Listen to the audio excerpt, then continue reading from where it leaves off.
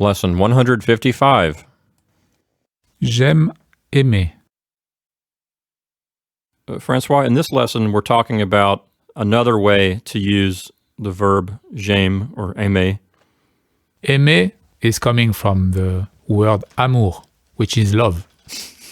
So the first meaning of the verb aimer is love. Right, that comes from the Latin verb amo, which means to love. In English, you have a difference between to love and to like. In French, it is only the context that say can be confusion, and either you want to suppress the confusion and you give context, either you don't want and you let people think what they want. So we have these three examples here, and for those of you learning at home, notice that we're using the exact same verb in each of these three examples.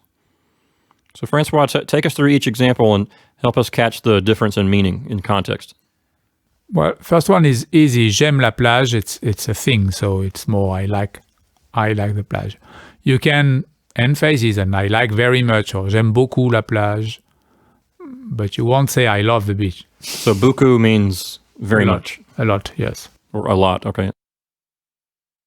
J'aime ma femme. If you don't say anything, at least if you don't say anything, j'aime quelqu'un, or I love, it always means I love someone. So when you're talking about a person... Yes, it usually means I love. After if it is ambiguous and you have to say, do you want to say I love my neighbor? You want to say I love my neighbor or I like my neighbor? So that you have to remove the ambiguity by saying something else. So you would provide more context by adding more words to the thought. So that's why some people say sometimes, j'aime d'amour, I love of love. I love with love. I love with, is that some kind of idiomatic expression? Yes, to say j'aime d'amour ma femme or j'aime d'amour. To be sure that, hey, you understand that is love. Like romantic love? Yes. Or, so you would say that to a boyfriend or girlfriend or a husband or a wife because it's romantic love? Yes. I see. If you want to insist, if it is your wife or it is usually your partner, no need maybe to emphasize. Right. If it is someone else and nobody knows exactly your relationship and you want to show something, you can emphasize. I see. So in this second example, I love my wife, we're using the verb to show romantic love. Now in the third one, we're going to use it to show love for a family member. Je t'aime maman, so that is usual children word. So I love you, mom. Yes. So you're telling your mother that you love her. Yes.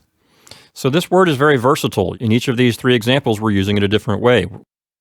The first way, we're using it to say that we like a thing.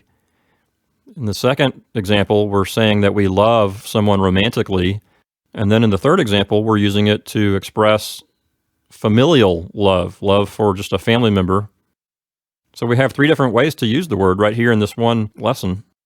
This verb is as a big how do you say that? Kind of a broad... Yes, it's very broad and you can say what you want. So it's a very versatile verb that you can use in all kinds of different contexts. Yeah.